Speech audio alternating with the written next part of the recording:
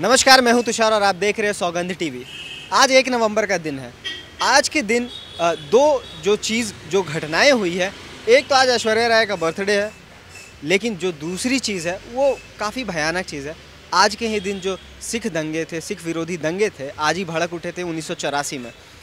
और आज दिल्ली के तिलक नगर में मैं मौजूद हूँ और आज हम लोगों से बात करेंगे और ख़ास तौर पे जो सिख कम्युनिटी के लोग हैं उनसे बात करेंगे और उनसे जानेंगे कि आखिर जो 84 के दंगे थे क्या एक्सपीरियंस है और क्या कुछ हुआ, जो इसमें जो दोषी थे उनके बारे में उनका क्या कहना है, क्या सज़ा मिली, सरकार ने कुछ एक्शन लिया या उनके कॉम्पनसेशन के तौर पर क्या मिला। सारी चीज़ हम आज डॉक्यूमेंट करेंगे और लोगों से बात करेंगे और उनके एक्सपीरियंसेस जानेंगे। सर, आपका नाम क्या है? जोगिंदर पाल सर, आप? GS सेठी। मेरा नाम अमरजीत है। मेरे यहाँ पर तिलक नगर में शॉप है और मैं यहाँ पर 84 के राइट्स जो हैं उस समय मैं 15-16 साल की उम्र का था। मेरे सामने हुए दंगे बहुत ही भयानक थे, इतना ख़तरनाक था। चारों तरफ आग ही आग नज़र आती थी। इधर मर गया, उधर मर गया, वहाँ मर गया, वहाँ कट गया, वहाँ हुआ, बहुत कुछ हुआ। उसके बाद जो सरकारों ने किया यही है कि जो कुछ थोड़े बहुत थे, जहाँ से पीछे तिलक विहार बसा हुआ है वहाँ पे उनको फ्लैट वगैरह दिया गया तो उनको कुछ पेमेंट दी गई।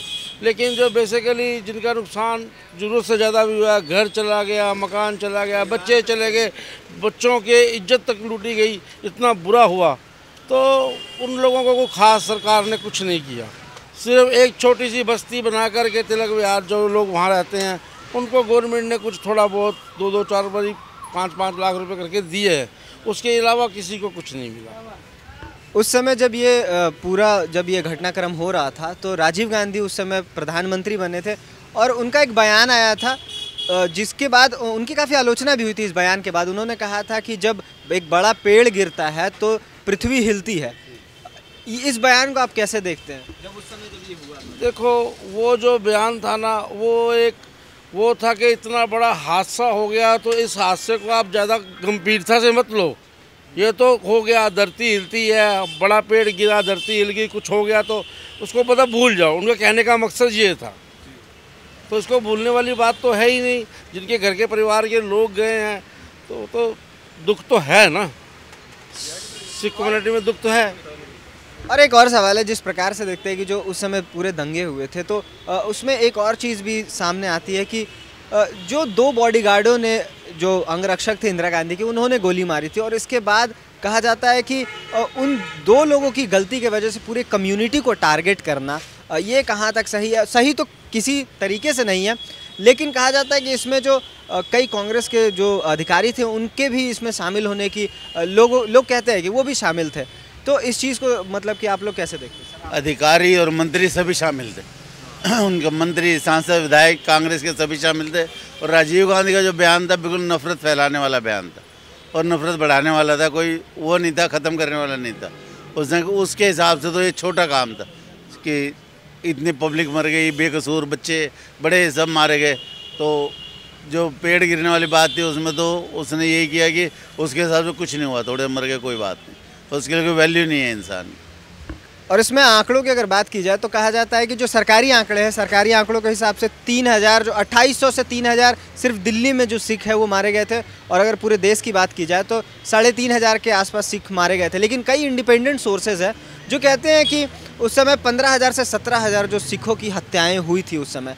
तो जब इतने ज़्यादा एक स्पेसिफिक कम्युनिटी को टारगेट करके मारा जाता है तो उस समय सरकार, और कहा जाता है कि ख़ासतौर पे जो मतगणना सूची होती है उस तरीके से निकाल के छांट करके सिख लोगों को जो घर हैं उसको टारगेट किया जा रहा था। तो अगर उस समय आप लोग दिल्ली में ही थे और उस समय का एक्सपीरियंस कैसा था, किस तरीके से ढूंढते थे? कहा जाता था कि जो सिख थे वो बाल तक कटवा लेते थे अपनी जान बचाने के। ये पुलिस पूरा साथ दे रही थी, पुलिस ने प्रोवाइड करवाए थे सारे इनको, पुलिस ने और गवर्नमेंट ने प्रोवाइड करवाए थे इन्हें लिस्टें।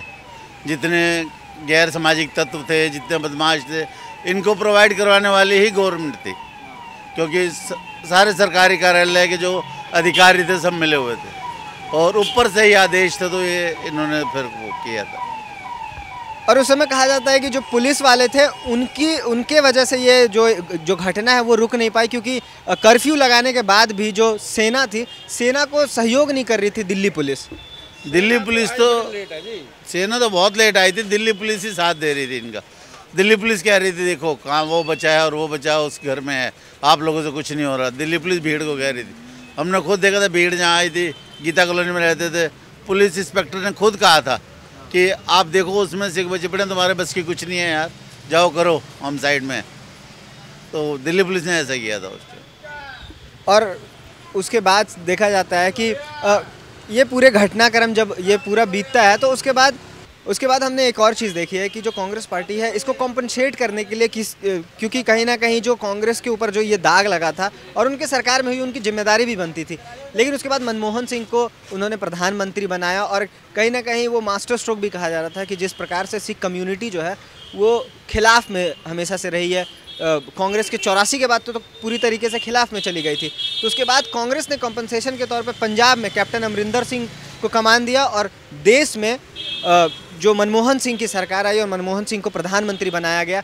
तो कितना डैमेज कंट्रोल आपको लगता है कि हो पाया है इस तरीके से एक रिप्रेजेंटेशन देने से?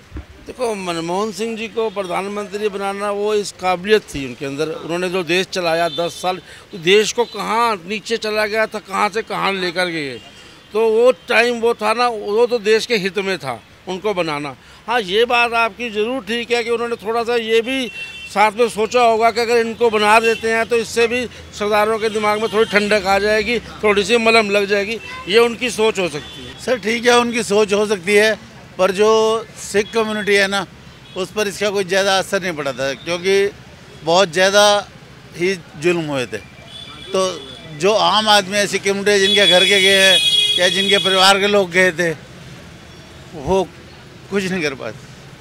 और एक और चीज़ है कि जिस प्रकार से एक और चीज़ हम देखते हैं कि पंजाब में ख़ास तौर पे उस समय जो खालिस्तान की जो मांग थी 1980 के दौरान ये मांग उठी थी और उसके बाद से 84 में ऑपरेशन ब्लू स्टार होता है और उसके बाद इंदिरा गांधी की हत्या होती है और उसके बाद ये जो सिख विरोधी दंगे हैं ये पूरा घटनाक्रम एक चलता है।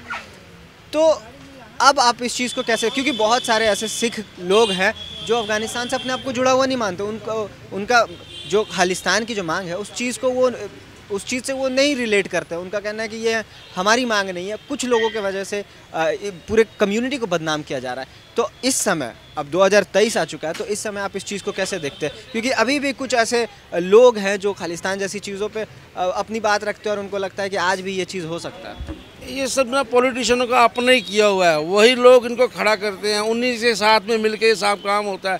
जो असली जो लोग हैं ना वो बहुत कम लोग हैं जो कि खालिस्तान की डिमांड करते हैं। उन जो करते भी हैं उनको भी ना मिलजुल के राजनीतिक लोग उनको तैयार करते हैं, अपनी राजनीति बनाने के लिए वो सब तैयार करके अपना भविष्य बनाने के लिए करते हैं।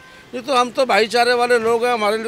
हमारे तो बहन बेटियाँ एक दूसरे के घर, हिंदुओं के घर ब्याही हुई हैं, उनकी बहन बेटियाँ हमारे घर में, हमारी बहन बेटियाँ उनके, हम तो रिश्ते से अलग हो ही नहीं सकते उनके साथ। ये तो सिर्फ राजनीतिक स्टंट है और कुछ नहीं है। और आम आदमी को खालिस्तान नहीं चाहिए, आम आदमी को अपना देश चाहिए, अपना हिंदुस्तान चाहिए और रोटी कपड़ा और मकान चाहिए। हिंदुस्तान की पैदाइश है, हिंदुस्तान ही चाहिए। हिंदुस्तान में जन्म पले तो ये भारत माता हमारी है।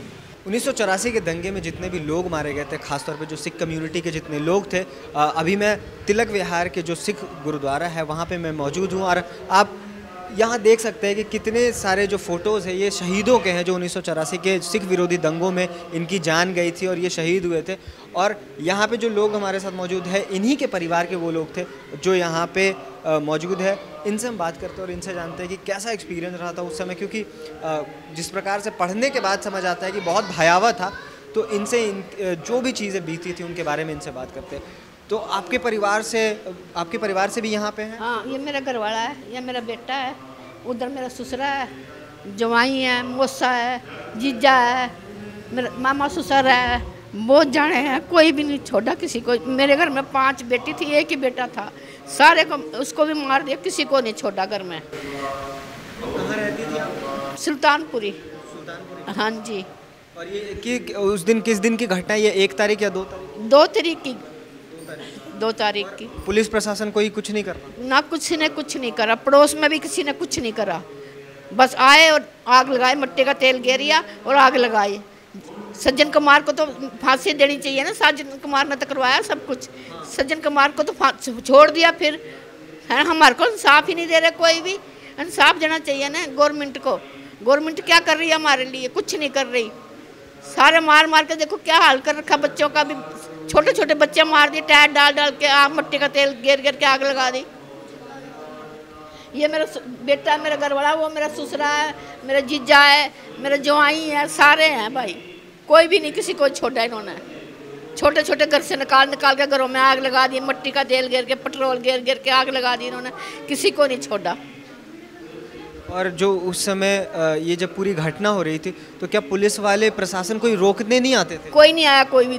2 तारीख को आए थे, 3 तारीख को शाम को कोई भी नहीं आया, कोई भी फटकिया नहीं, किसी ने नहीं कुछ। सब जाके उसने कराया सज्जन कुमार ने, सारा सज्जन कुमार का हाथ है। सज्जन कुमार को फांसी होनी चाहिए, सज्जन कुमार को छोड़ना नहीं चाहिए, फांसी होनी चाहिए, हमारा इंसाफ होना चाहिए। गवर्नमेंट कैसे सो रही है, नींद भर के, आंखें भर के सो रही है, किसी का सुन नहीं रही कुछ भी। हमारे बच्चे छोटे छोटे रुल गए हैं, क्या देखा गवर्नमेंट ने हमारा। उसके बाद जो नुकसान हुआ, आप जहाँ रहती थी सुल्तानपुरी में, जैसा आपने बताया कि आप रहती थी, उसके बाद आप यहाँ पे आ गई हैं, तो यहाँ पे क्या सरकार ने आपको कोई जगह दी या फिर कैसे हुआ? फ्लैट दी है, इसमें क्या है, टूटे फूटे पड़े हैं सारे, क्या है, कुछ भी नहीं फ्लैटों में। फ्लैट भी ना सुधार कर रहे, ना कुछ कर रहे, क्या कर रहे, कुछ नहीं कर रहे बेटा, सारा बर्बाद कर दिया इन्होंने सज्जन कुमार ने हमारे को। वोट लेने होते हैं तो आ जाते, वोट डालो वोट डालो, वोटों को क्या करेंगे?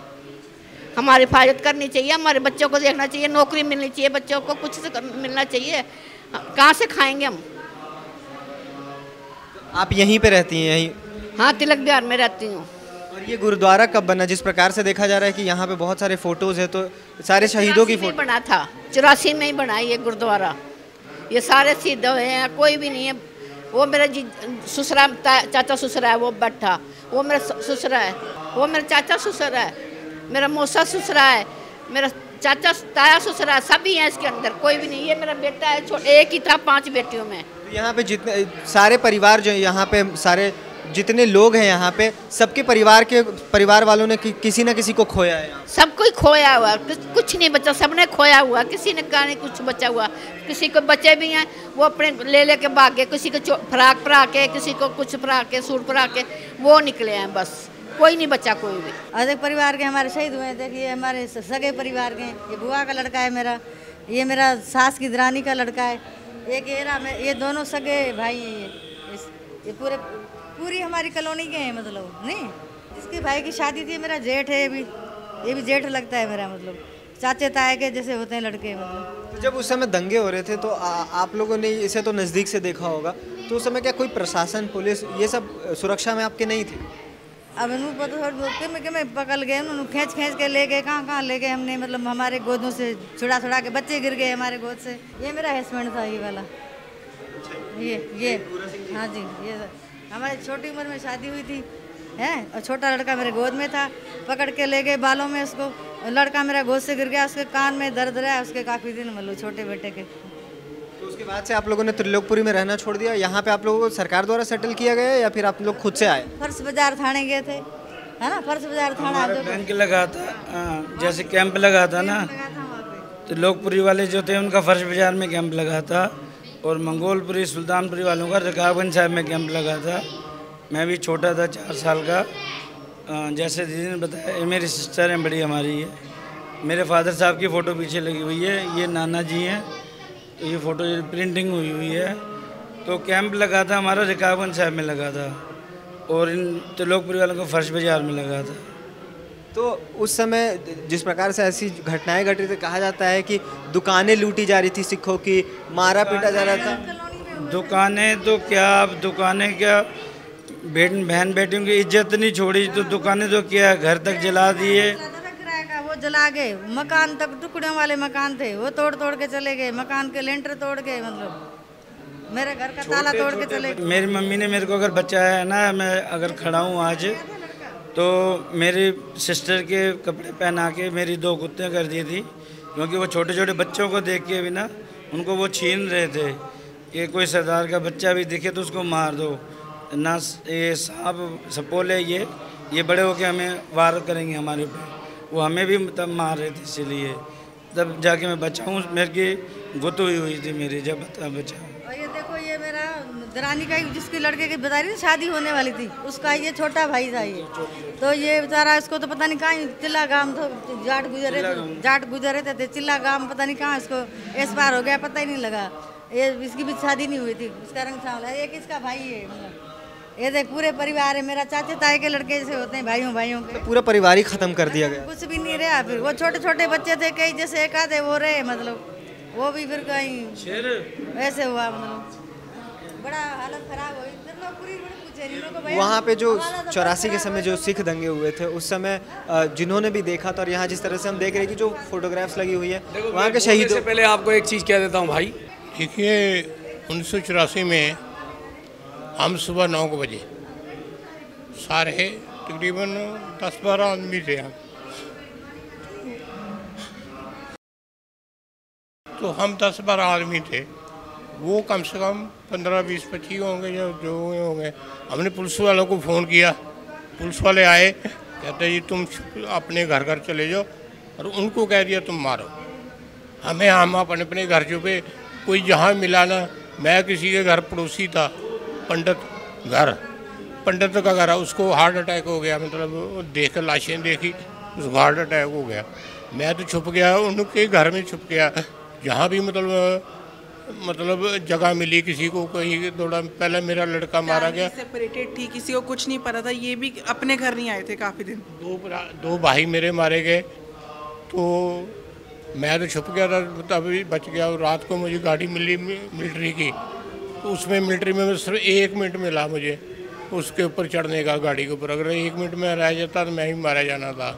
1 मिनट में मैं चढ़ गया। वो दिल्ली कैंट ले गए, दिल्ली कैंट थाने वाले के पास ले गए, तो थाने वाले कहते साले को तुम हमें मरवाओगे, यहाँ तो आगे मार के सज्जन कुमार उससे पहले गया था, उससे पहले सज्जन कुमार गया है, वो मुँह लेके गया है, पर मैंने नहीं देखा, हमने देखा, मगर हमारे से पहले निकल गया। अगर मुझे देख लेते ना, या मैं उसी टाइम उतरता तो वो मुझे भी मार देते।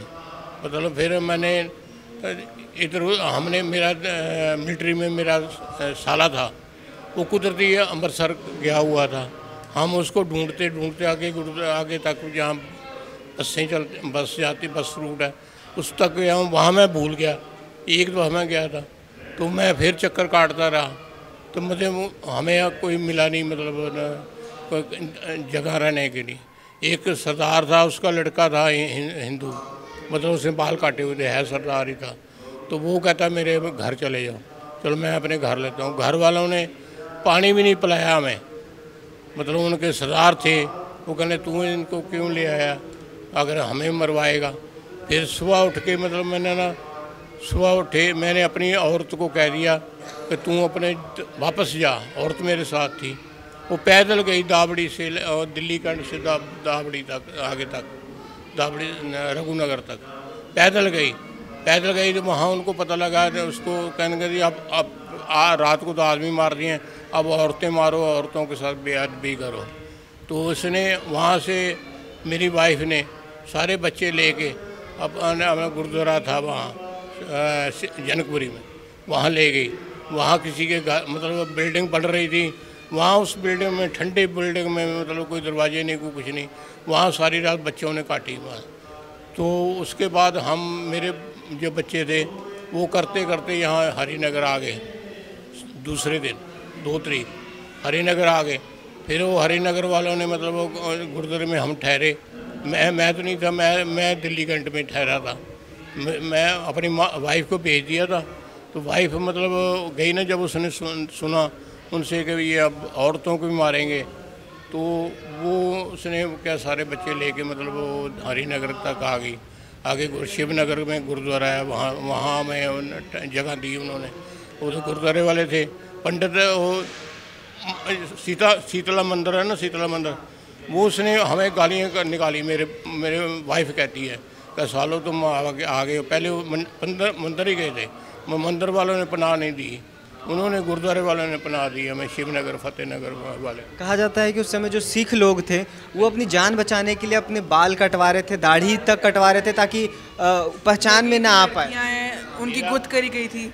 मेरा भाई 2 दिन फंसा रहा। हमने जो होती थी, क्या नाम, पड़छत्ती कहते हैं हम उसको, उसके मतलब यहाँ रसोई जो होती है, रसोई के ऊपर बनाते हैं मतलब फालतू माल रखने के लिए, उसमें छुपा रहा। तीसरे दिन ये मेरी वाइफ यार वो चलो भी गर्म कपड़े ले आते हैं, कुछ डाल लेंगे, बच्चे डाल लेंगे, कुछ कर लेंगे। वहाँ गए, जिन्होंने मारा है मुझे हमें पता है, जिस पुलिस वाले ने, सब इंस्पेक्टर वहीं रहता है। उसका अब तो पता नहीं SP DSP बन गया होगा, क्या होगा क्या नहीं होगा। हम तो गए नहीं, डरते मारे गए नहीं, क्योंकि ये छोटे छोटे थे। मैं इनको पालना था। 3 मेरे बच्चे थे, 3 क्या नाम मेरे छोटे भाई के बच्चे थे, 2 मेरे तीसरे बच्चे भाई के बच्चे थे, इसलिए इनको पालना था। हमने कोई उनकी लाश मतलब ना इतनी हिम्मत हुई, हम क्या कर सकते हैं मतलब गरीब मतलब आदमी, हम तो नहीं किसी को मार सकते। वो थानेदार था, उसके घर से निकलते थे, उसके घर जाते थे, शराब पीते थे, तो बाहर निकल के माई कहाँ उसको गाइडेंस देता था। राशन कार्ड जो था ना, राशन कार्ड से वो देता था उनको, यहाँ जाओ यहाँ से। जी, ये भी कहा जाता है कि जो मतदाता सूची होते थे उसमें से निकालते थे कि सिख कहाँ रहते हैं। जो दुकानदार था ना उसके पास सूची थी, वो उसको जो पुलिस वाला था ना, 1 फूल 2 फूल वाला वहीं रहता है। हमारा वाकफ था, सारा कुछ था, मगर उस टाइम तो दुश्मन था हमारा। तो वो उनके साथ जाते थे घर में जाकर उनको आगे गाइडेंस देता था कि भाई ये मकान नंबर है, उसमें जाओ सरदार, उसमें छुपे हुए हैं। तो वो उसमें जाते थे। तो मैं तो छुप के निकला हूँ। मुझे मतलब परमात्मा ने मतलब गाड़ी भेज दी। गाड़ी किसी के लिए आई थी, मेरे के लिए नहीं आई थी। इसके लिए आप लोग जिम्मेदार किसे मानते हैं? कौन इसके लिए जिम्मेदार है? जिम्मेदार पहले देखो इंदिरा गांधी ने मतलब किया, इंदिरा गांधी ने किया, उसका बदला लेने के लिए मतलब ये का बदला लेने के लिए हज़ारों लोग पूरे एग्जैक्टली वो उसका बदला लेने के लिए मतलब हमारे में है ही है। जो हरमंदिर साहब पे जब तक ये अटैक हुए हैं उनको मतलब बख्शा नहीं है किसी ने। पहले तो मतलब जो घोड़ों पे पुलिस होती थी, मिलिट्री होती थी, या मतलब सिंह होते थे, आपस में लड़ाई होती थी। तो उसके बाद भी जब भी एक हरमंदिर साहब जो है उसको 3-4 बारी गिराया गया मुसलमानों ने। तो अब इंदिरा ने करवा दिया। अब सर सिखों जितने भी थे इन्होंने 84 कांड करा दिया, इतने आदमी मारे, 17,000 आदमी मरे हैं दिल्ली में, और दिखाते हैं 3,000। सरकारी आंकड़े हैं 3,000 के, लेकिन कुछ इंडिपेंडेंट सोर्सेज है जिनका कहना है कि 15 से 17,000 लोग मरे। नहीं मर गए, वो कौन देगा? मतलब जिनके एक घर में सारे ही हैं। मतलब सरकार के द्वारा कोई भी उसके बाद क्या कंपनसेशन दिया गया, किस तरीके से इसकी भरपाई की गई? 4-5 दिन तो फिर मतलब हमारे गुरुद्वारे वालों ने रखा। गुरुद्वारे के मतलब यहाँ दिल्ली के रिफ्यूजी गुरुद्वारा, छोटा साहिबजादा गुरुद्वारा है, वहाँ मतलब स्कूल है मतलब इसका, वहाँ रखा। बस जो जहाँ से आने थे वहीं उसको शरण दे रहे थे। वहाँ एक किस्म का कैंप बन गया था ये उसमें जेल रोड पे जहाँ छोटे साहिबजादा का गुरुद्वारा है, वहाँ स्कूल था। कौन सा स्कूल है ये? कौन सा? सुखो खालसा? सुखो नहीं, दूसरा नहीं है मतलब फतेह गुरुद्वारा है। मतलब कि वहीं पे आप लोगों को बचा के रखा गया था। हाँ, तो हम तो मतलब थोड़े सेफ हो गए ना जहाँ से 2 तरीक, पर जो मारे गए हैं वो तो मतलब नहीं ना वापस आ सकते। वो तो अब इतने साल बाद अब देखा जा रहा है कि अब इतने साल हो चुके हैं। सबसे ज़्यादा मेरे को गलती ये हुई, मैं दूसरे दिन मुझे गाड़ी मिल गई, मिलिट्री की गाड़ी। मतलब मेरा साला काम करता था, मिलिट्री में था। मैंने रात को तो मैं ढूंढने लगा, परेशान थे सब, पता नहीं लगा कहाँ जाना। सवेरे में हम गए तो मतलब उसको साला मेरा जो अमृतसर चला गया हुआ था।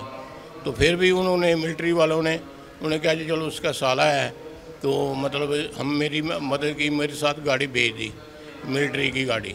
तो हम दावड़ी आए, दावड़ी आने के मतलब वहाँ एक आदमी मिला मेरे को। आज तक वही मतलब मेरे अपने दूसरे बच्चों का नहीं है, उसका मेरे भाई का है, कि उसको अभी मैं बचा सकता था, मगर बड़ी गाड़ी थी, मेरी गली में जा नहीं सकती थी। तो उसको उसने क्या किया, मैंने कहा ना जी एक आदमी आ गया हिंदू, हमारा पड़ोसी, कहना जी मैं जी कहाँ गए यहाँ में, मेरे मतलब मुझे नहीं पता था कहाँ गए कहाँ नहीं गए। कहता है यहाँ मतलब यहाँ से जितने बच्चे, जितने आदमी, जितने जनानी जो है सब चले गए, यहाँ कोई है ही नहीं, यहाँ से सब चले गए। उस हमें नहीं पता कहाँ चले गए, कहाँ नहीं चले गए, क्योंकि सब छुप, जो बच गया था वो छुप गया था, जो मारा गया था वो तो मारा ही गया था। तो वहाँ मेरा अभी तक भाई जिंदा था। मेरी रसोई जो बनाई, रसोई के ऊपर मतलब वो जो बना था ना, क्या नाम है, छत्ता से बनाया जाता है, उसमें छुप के बचा हुआ था। वो दूसरे दिन मेरी, तीसरे दिन मेरी औरतें, मेरी भाभी, ये वो मतलब हमने ताबड़ी गए दोबारा, फिर वो गई, मैं नहीं गया, 2 जने 3 जने गए ताकि वहाँ से कपड़े ले आए घर में। तो वहाँ हमें देख के, इसको देख के, वाइफ को देख के कहने सालो रामजादियो तुम आ गए, अभी तुम बच गए हो, है जी। उन्होंने जाट गुजर, मुझे हमें पता है खुद इन्होंने मरवाया, मगर हम कुछ नहीं कर सके, बाद में भी कुछ नहीं, आज तक कुछ नहीं कर सके। हमें दुख है कि मतलब कि हम करते भी क्या है यार, किसको मार दें, हमें तो एकदम जेल में घेर देते, जेल में सड़ते या मरते या कुछ होते। अगर यही कदम, ये बच्चे छोटे छोटे थे, उनको संभालने के लिए हमने मतलब इसलिए अपने यहाँ कुछ कर नहीं सकते। आज 40 साल हो चुके हैं, अब 40 साल के बाद अब पीछे जब देखते हैं तो अब क्या वो जख्म भर चुके हैं, अब कैसा? नहीं, बात ये है कि अब जो होना था हो गया, अब क्या रब का, हम तो सबसे ज़्यादा तो सारे रब का बहाना मानते हैं हम, रब के बहाने से ही मतलब ये हुआ है। उन्होंने ऐसे ही जाना था, मेरे लड़के को सबसे पहले मारा, सिर में मारते थे, संभल सरिया सिर में, सबसे पहले मेरे लड़के को, 17 साल का लड़का था, इंग्लिश मीडियम में 11वीं में पढ़ता था, आर के पुरम में, है जी। यहाँ से दावड़ी से आर के पुरम जाता था, आर के पुरम से आता था, तो हम पहले आर के पुरम रहते थे। और अब 4-5 महीने हुए थे, मकान बनाए थे, वो 4-5 महीने क्या मतलब सारा कुछ हमारा बर्बाद हो गया। तो अब ऐसे ही रोते निकलते गए, जब भी मतलब जैसे आप बात करते हैं तभी रोना जाता है। अब करें क्या, कुछ नहीं कर सकते हम, ना गवर्नमेंट ने, कोई गवर्नमेंट ने साथ। हम पहले हम कांग्रेस को वोट देते थे, फिर कांग्रेस को ख़त्म कर दिया, मतलब हमने वोट देना बंद कर दिया। हमने सोचा भारतीय जनता पार्टी आएगी, भारतीय जनता भी उसकी बाप निकली, आज तक कुछ नहीं किया। फिर उसके बाद ये आई, क्या नाम, आज आप उसने बेड़ा कर, उसने कुछ भी नहीं किया, बस सब भाषण देने वाले हैं, कोई काम नहीं, किसी ने काम किया। हम सारा दिन हाई कोर्ट, सुप्रीम कोर्ट बैठे रहे हैं, धरने दिए, और क्या नाम, राजपथ पे दिए हैं हमने। वह सब पहले राजपथ पे जो होता था मतलब होती थी, वहाँ आजकल वहाँ आ गया, क्या नाम, जंतर मंतर पे आ गए हैं। तो हमने सारा जीवन को मतलब खराब, और जो हमारे यहाँ लीडर थे ना, वो लाखों करोड़ों रुपए के हो गए हैं, हम वहीं के भाई। आप क्या चाहते हैं, अब क्या हो, अगर कोई भी सरकार आए तो आपके लिए क्या? ये पैसे देखो मिले हैं, गवर्नमेंट से पैसे मिले, ऐसे में 13-14 लाख, 11-12 लाख जितना भी मिला, ऐसी बात नहीं है कि नहीं मिला नहीं, मगर बात यह इंसाफ तो मिला नहीं ना। इंसाफ क्या मिला, एक को मिला सज्जन कुमार को, उसको इसलिए मिला कि वो सिंगनी थी, वो पक्की थी, मतलब अपने उसमें अकेली, मतलब लुधियाने से जाती थी, मतलब यहाँ दिल्ली आती थी अकेली, और उसकी बदौलत एक तो मतलब गवर्नमेंट ने, चलो इसने भारतीय जनता पार्टी ने, पहले भारतीय जनता पार्टी मदन लाल खुराना साहब थे, उन्होंने मतलब कुछ थोड़ी बहुत एड हमें दी, हमें आसरा दिया। उन्होंने मतलब एक कोर्ट थी, क्या नाम, उसके केस के ऊपर चलाया, इसके ऊपर सज्जन कुमार के ऊपर, वो देने वाली उसने जो थी ना, देने वाली बयान, मतलब देने वाली, वो बयान पे मुकरी नहीं वाली, बयाने से आती थी अकेली बेचारी, तो कोई नहीं उसके साथ आता था।